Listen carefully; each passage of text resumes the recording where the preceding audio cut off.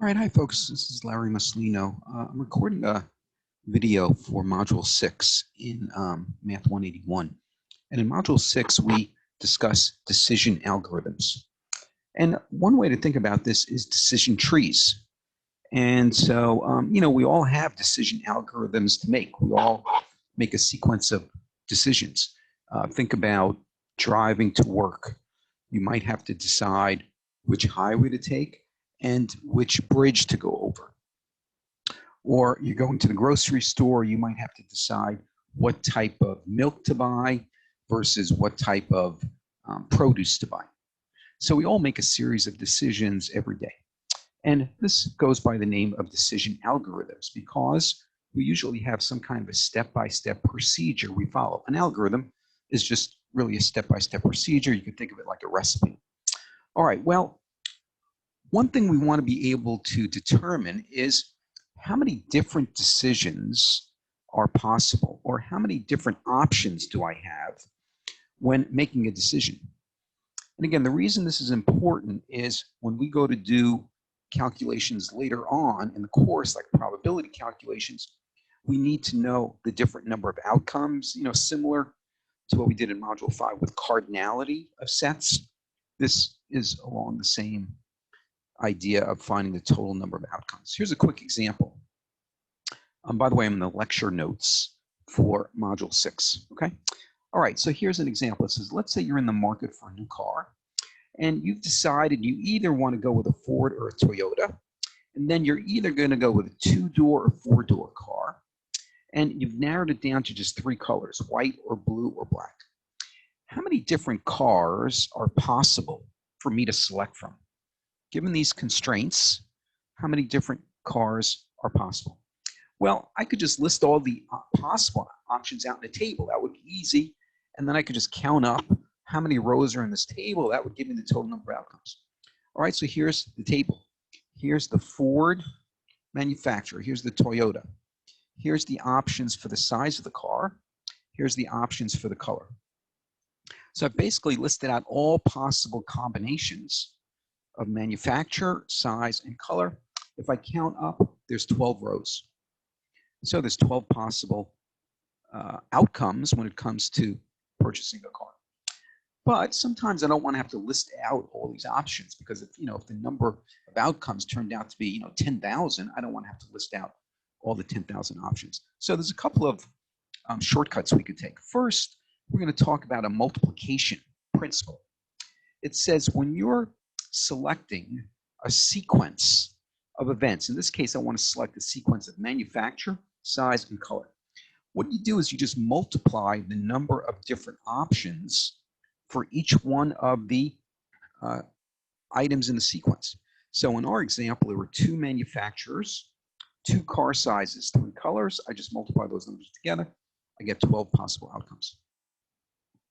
I could even display this in a little tree diagram if I wanted to. So for Ford, I would branch out and show that for a Ford, I could select 2-door, 4-door.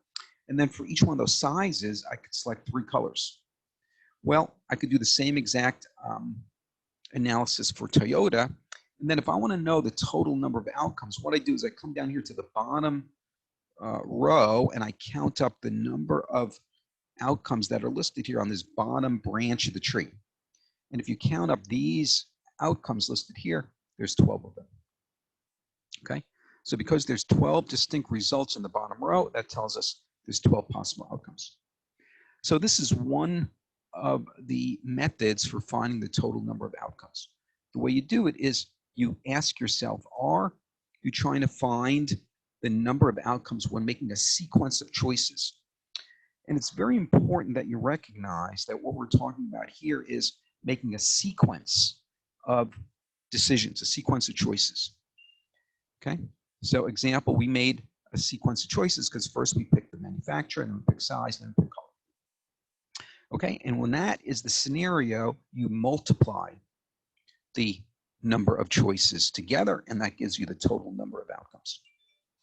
There's another type of scenario there where you actually add the different options together. Let me give you an example. And here we're trying to really come up with one choice from among disjoint alternatives. Disjoint means there's no repetition. Let's do this apple example. Okay, sorry, fruit. So I want to decide which fruit I'm going to buy. And I'm just going to pick one. Notice here it says I only want to purchase one type. So I could pick from 3 apples or 2 pears or 3 berries. Well, if I'm only going to pick one fruit, I really have 8 choices to pick from, right? I could pick either one of these 3 apples or one of these 2 pears or one of these 3 types of berries, but I'm only going to pick one out of the 8 options. So we say here there's 8 options because I'm adding these different choices together. So one important thing you have to really know in this unit is when do you add the number of choices and when do you multiply the number of choices, right? So it's important to kind of recognize the difference there. Well, really to add, you are picking one, whoops, let me share my screen again, sorry about that. Okay, when you are adding, right, so let me make a little note here on the screen. When do you use this addition principle? Well, you're really making one choice and there's disjoint alternatives, right? Again, disjoint just means all the alternatives are different and you're going to make one choice out of it, okay? The multiplication principle was when you were making a sequence of choices at different steps. All right, let me give you an example that would distinguish these 2 methods. Let's say I go into a restaurant and I'm going to decide on what entree I want. So what entree do I want? All right, so I look at the menu and I notice there's 3 salads, 2 chicken dinners, let's say, that I can pick from, or let's say 4 pasta dishes. Remember, I just want to pick one entree. Well, that would mean I have 9 outcomes or 9 choices to pick from, right? I could pick one of the salads, I could pick one of the chickens, I could pick one of the pastas. Okay, these are all disjoint. So 9 outcomes here. Let me give you a slightly different scenario. What if I wanted to pick from a sequence of appetizers, entrees, and desserts? Okay, so I look at the menu and I'm noticing there's 3 appetizers I can pick from. There's 9 entrees, right? We just listed out the 9 of them, and there's 4 desserts. All right, so how many ways can I form a dinner menu out of this? Let me erase this here so I have a little more room. So notice this is a different question because now what I'm asking is I want to be able to pick from appetizers. Let's think of that as step 1. Then I want to pick from entrees. That's step 2. And then I want to pick from desserts. So I really have a sequence of 3 steps here. I pick from appetizers, entrees, desserts. Well, this is an example where we need the multiplication principle. So to answer this, I'm going to do 3 times 9 times 4. Whoops. And if I multiply these together, what is that? 108, I think. So I have 108 different ways to assemble my dinner. Picking one choice from appetizers, one choice from entrees, one choice from desserts. Okay? All right, folks, so why don't we go and look at some WebAssign examples. So let me bring up the WebAssign homework here from Module 6. And let's work through a few examples. Now, what I'm going to do is focus on these examples that don't have a watch it, because when you have this watch it button, you know, please check this out, because this is a short video that has a good explanation of how to work through this problem. So I'm not going to repeat the video. So I'm going to let you watch those videos. Instead, I'm going to go to some of these examples that don't have a watch it. So let me come here to number 2. All right, I'm seeing this says there's a sequence of 3 steps for this experiment. Right, you could think of it as I have step 1, step 2, and step 3. All right, it says for step 1, there's 3 outcomes for it. For step 2, there's 4 outcomes. And for step 3, there's 6. Well, notice this is a sequence of steps. Well, when you have a sequence of steps like this is the multiplication principle. So I'm just going to multiply these numbers together.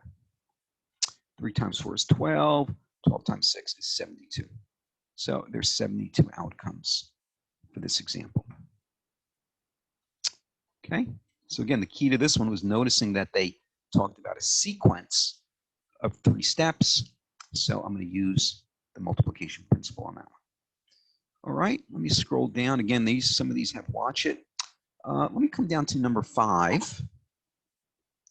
All right, let's think about this one. It says, when an ice cream shop was founded, it made 23 different flavors of ice creams. If you had a choice where each flavor could come in a cup, cone, or sundae, how many different desserts could you have? All right, well, there's a couple of ways to do this kind of question. Maybe, how about if we think about a tree diagram on this one? And you could use a different approach. Now, I'm not going to draw out the complete tree diagram, but I just want to draw out a small portion. If I could draw out a small portion, it's probably going to let me figure out the total number of desserts. All right, well, I know there's 23 flavors. So imagine I write down here flavor 1, flavor 2, all the way down to flavor 23. All right, and I know for each of these flavors, I can either get a cone, cup, or sundae. Cone, cup, sundae. Well, remember what I would want to do then is count up the total number of items on this bottom row. Well, I could see each flavor is going to have 3 formats, right? So if I was to count up the number of elements on this bottom row, it would be 23 times 3. So the answer here is going to be 69 different desserts that I can pick from. Okay. All right. Let me scroll down. We'll do a few more. How about if we go to number 8? Number 8 is a little different. All right. Now, again, folks, I think a tree diagram is good, or a table, or some way to organize your analysis here. All right, so let's read it carefully. It says, I'm thinking about radar detectors, and they can be powered by either batteries or plug-in lighters. All right, so maybe I'm going to make up a little tree diagram. All right, so for radar detectors,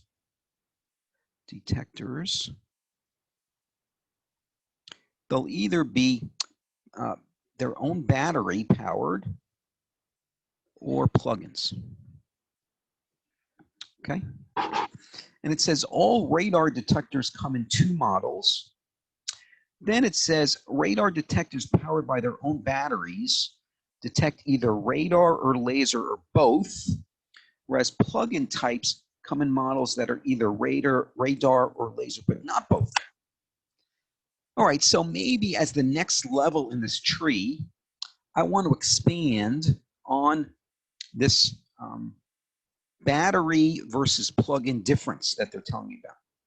So let me go to the battery algorithm now. Well, what they're telling me is if you have detectors powered by their own batteries, they can either detect radar or laser or both. Okay, but the plug-in types can only detect radar or laser, but not both. So I'm just going to list out radar or laser. I'm not going to list out both because that's not an option for plug-in. All right, well, there's one more thing I haven't taken into account yet. These radar detectors come in 2 models.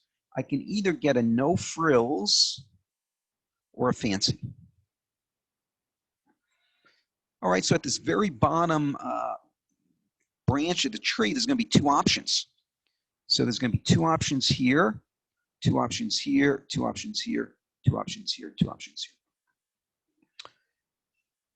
All right, that should let you figure out the total number of choices here.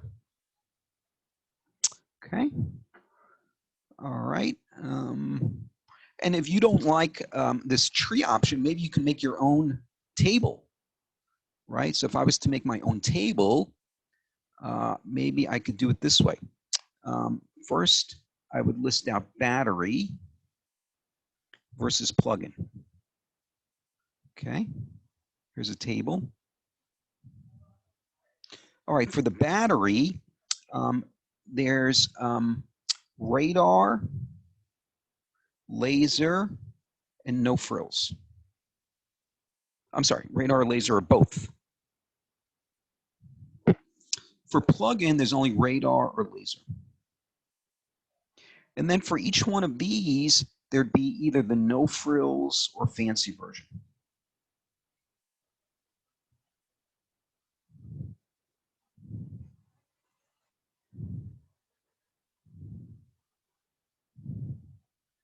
Right, so I could make this table up.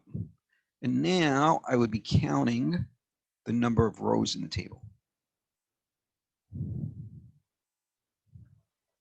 can see this is really equivalent to the tree diagram, except instead of forming like a tree visual, you're forming a table format. So I would just count the number of rows in this table to get the final answer.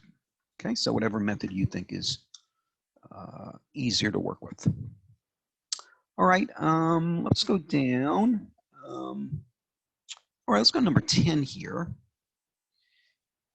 All right, so here is really here's what they're telling us. We have a final exam. It's got 22 true-false questions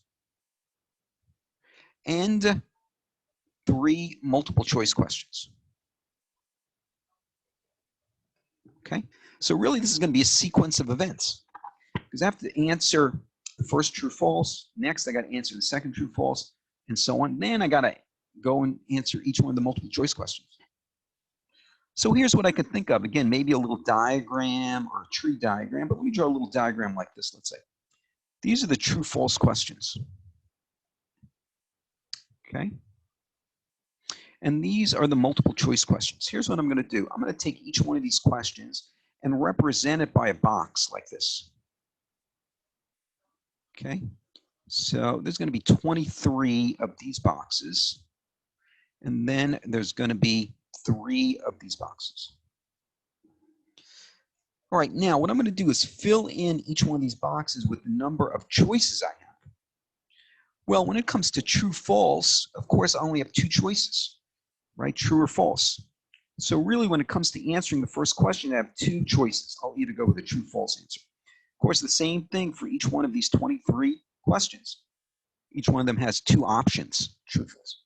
The multiple choice, it says you're going to select the correct answer from a list of 5 choices, you know, like A, B, C, D, E. Well, that means I can pick 5 choices here, 5 here, 5 here.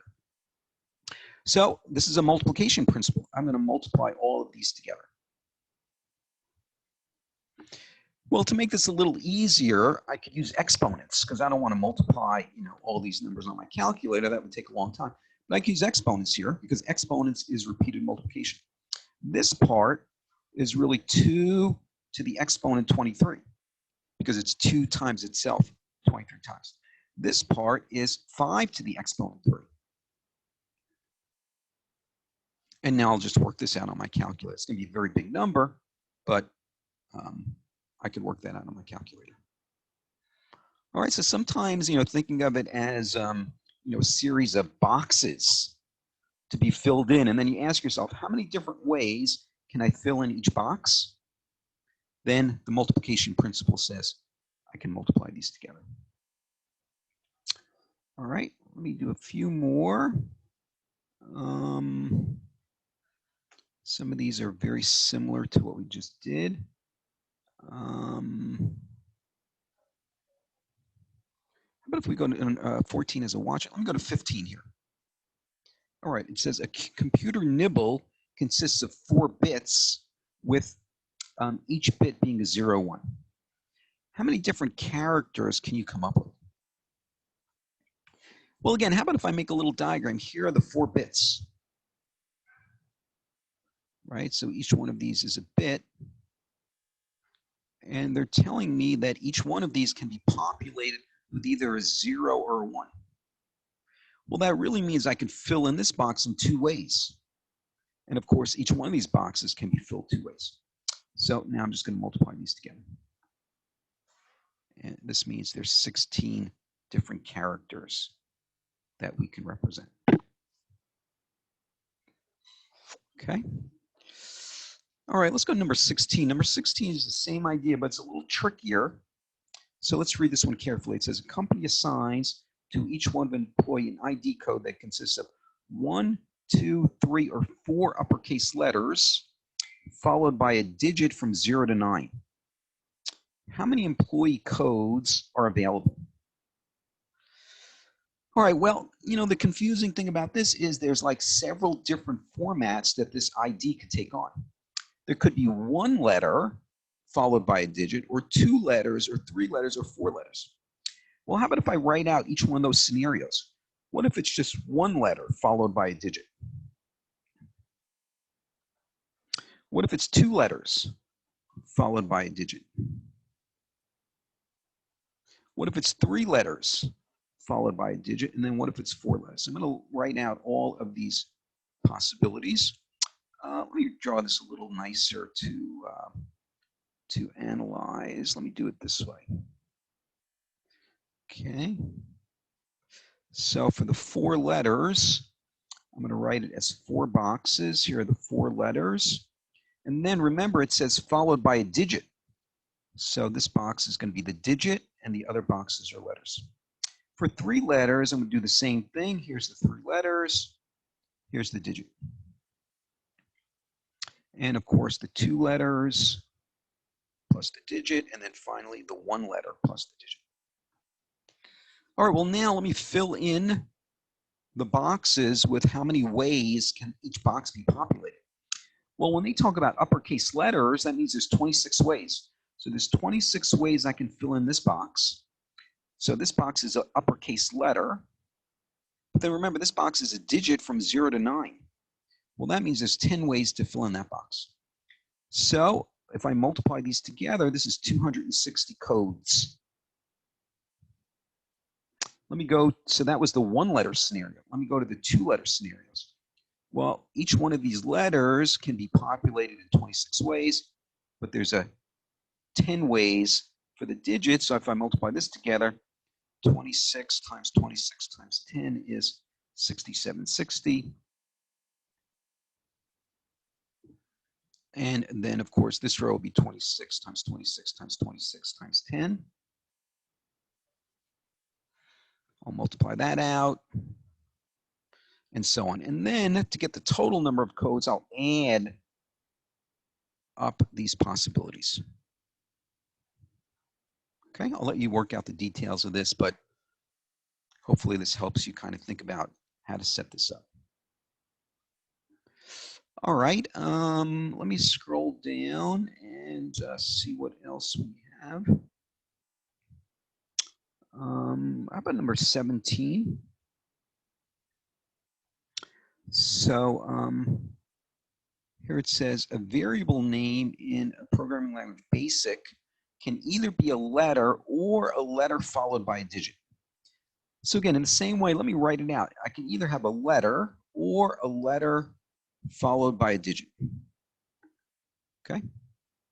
All right, so let me list out the possibilities. If I have just a letter, well, that's 26 ways.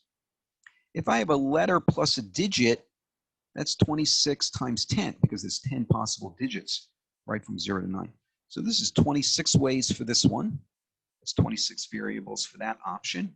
And then this is going to be 260 variables for that option. Altogether, I'll add these together to get the total number of variables.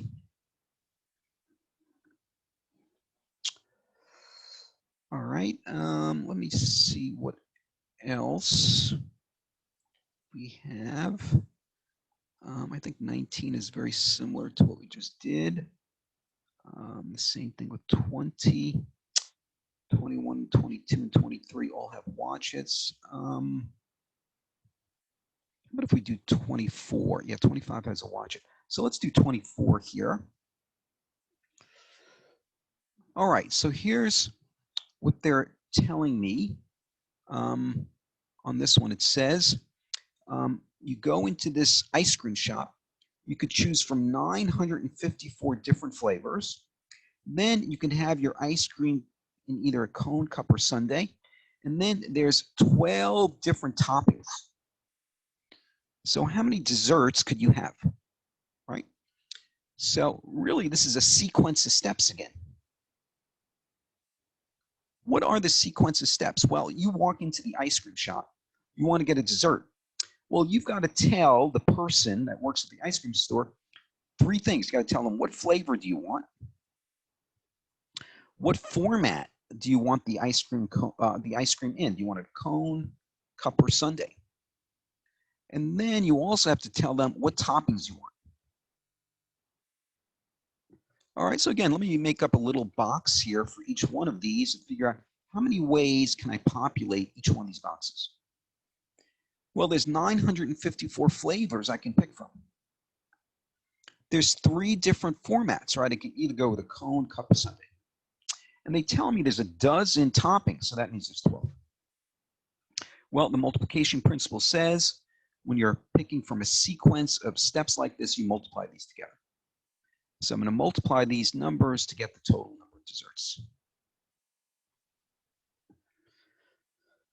All right, folks, hope this is helpful as you're working in the Module 6 homework. Again, please be sure to use this watch it option. The videos there, I think, will be very, very helpful.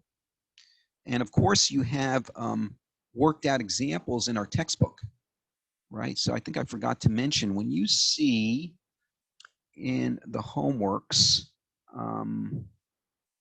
here it says see example 2.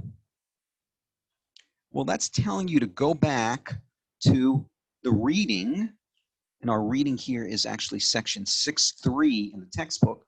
So what they're telling you to do here is go to the textbook, go to section 6.3, and look at example 2, and example 2 will be very similar to this problem. And if you look over example 2, it'll give you a good idea of how to set up and solve this problem, okay? And again, here you can see another hint about going to example 2. So please keep an eye on those hints. Those will be helpful as well. All right, well, let me know if you have any questions as you're working here in Module 6.